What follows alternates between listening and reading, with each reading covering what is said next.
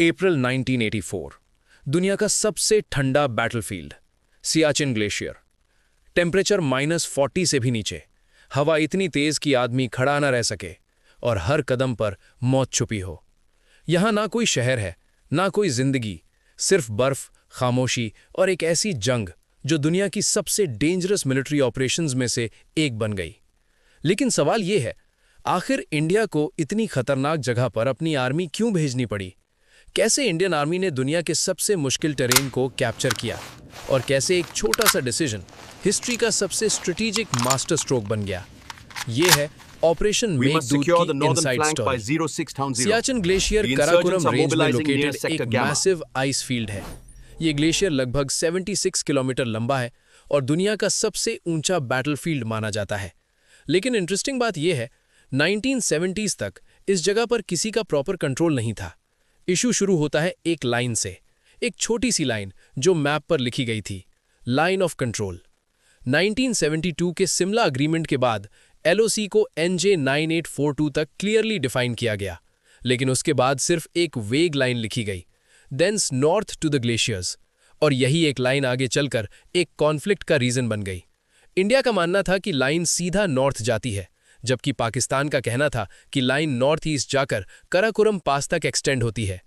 यह सिर्फ एक ज्योग्राफिकल कंफ्यूजन नहीं था, यह एक स्ट्रेटेजिक गेम बन चुका था।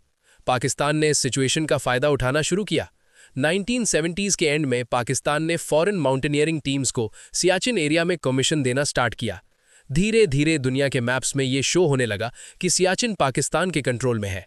यह एक साइलेंट वॉर था, जिसे कहा जा सकता है मैप वॉरफेयर। इंडिया ने जब यह देखा, तब तक सिचुएशन सीरियस हो चुकी थी।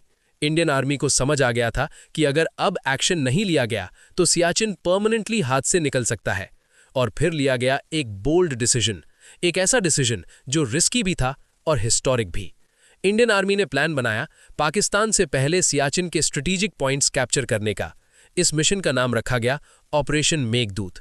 ये नाम भी सिंबॉलिक था, जैसे मेघदूत बादल बनकर मैसेज ले जाता है, वैसे ही इंडियन आर्मी ग्लेशियर पर अपनी प्रेजेंस एस्टैब्लिश करने जा रही थी।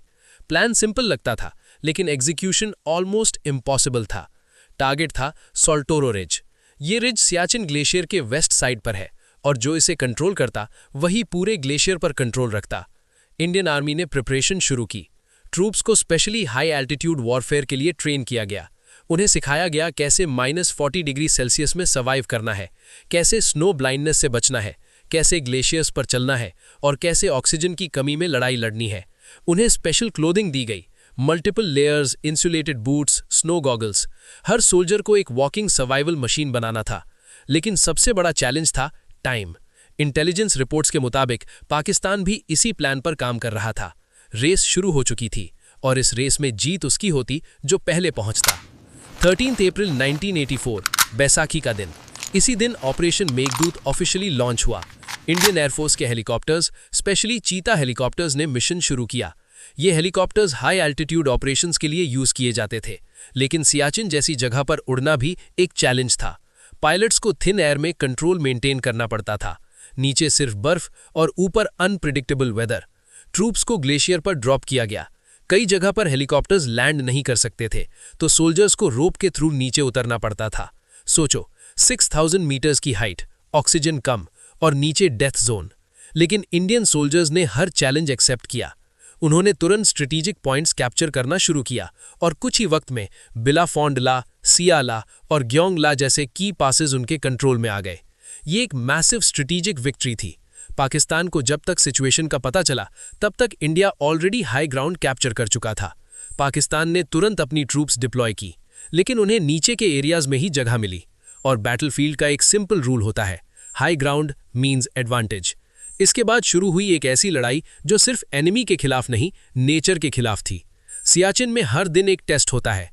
टेम्परेचर -50 तक गिर सकता है।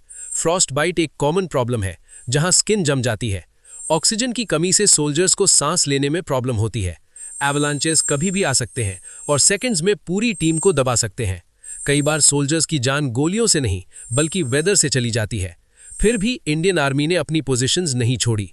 सप्लाई मेंटेन करना एक और बड़ा चैलेंज था। हर चीज, खाना, पानी, फ्यूल, एम्यूनिशन हेलीकॉप्टर्स के थ्रू ही पहुंचाया जाता था। एक सोल्जर को जिंदा रखने के लिए यहाँ नॉर्मल जगह से कई गुना ज्यादा रिसोर्सेज चाहिए होते हैं। कभी कभी वेदर इतना खराब हो जाता था कि हेलीकॉप्टर्स उड़ ही नहीं पाते। फिर सोल्जर्स को लिमिटेड सप्लाईज में सर्वाइव करना पड़ता था। फिर भी उन्होंने कभी हार नहीं मानी। पाकिस्तान ने कई बार अटेम्प्ट्स किए पोजीशंस कैप्चर करने के लिए।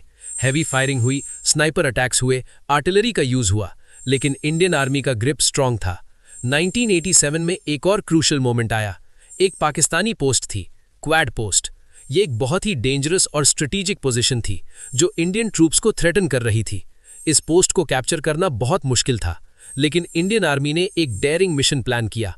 इस मिशन को लीड किया नायब सूबेदार बना सिंह ने। एक्सट्रीम वेदर कंडीशंस में वर्टिकल आइस वॉल्स क्लाइम करते हुए उन्होंने अपनी टीम के साथ इम्पॉसिबल को पॉसिबल कर दिया। उन्होंने सरप्राइज अटैक किया और क्वाड पोस्ट कैप्चर कर ली। बाद में इसी पोस्ट का नाम रखा गया बना टॉप। ये एक हिस्टोरिक मोमेंट था। इस ब्रेवरी के लिए बना सिंह को परमवीर चक्र से सम्मानित किया गया। ऑपरेशन मेघदूत सिर्फ एक मिलिट्री सक्सेस नहीं था, ये एक साइकोलॉजिकल विक्ट्री भी थी। इंडिया ने दुनिया को दिखा दिया कि वो किसी भी टेरेन में फाइट कर सकता है। आज भी सियाचिन ग्लेशियर पर इंडियन आर्मी डिप्लॉयड है। हर साल इस एरिया को मेंटेन करने में ह्यूज कॉस्ट लगता है, लेकिन इसका स्ट्रेटेजिक इंपॉर्टेंस इतना ज्यादा है कि इसे इग्नोर नहीं किया जा सकता। ये एरिया पाक ऑक्यूपाइड कश्मीर और चाइना के बॉर्डर्स के पास है। अगर इंडिया यहां से पीछे हटा तो सिचुएशन बहुत डेंजरस हो सकती है।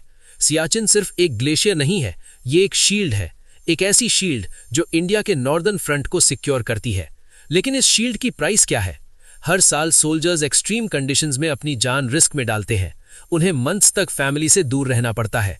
कभी कभी उनकी कहानियां दुनिया तक पहुंचती भी नहीं, लेकिन फिर भी वो वहां खड़े रहते हैं, खामोशी से, बिना किसी शोर के, सिर्फ एक ड्यूटी के साथ।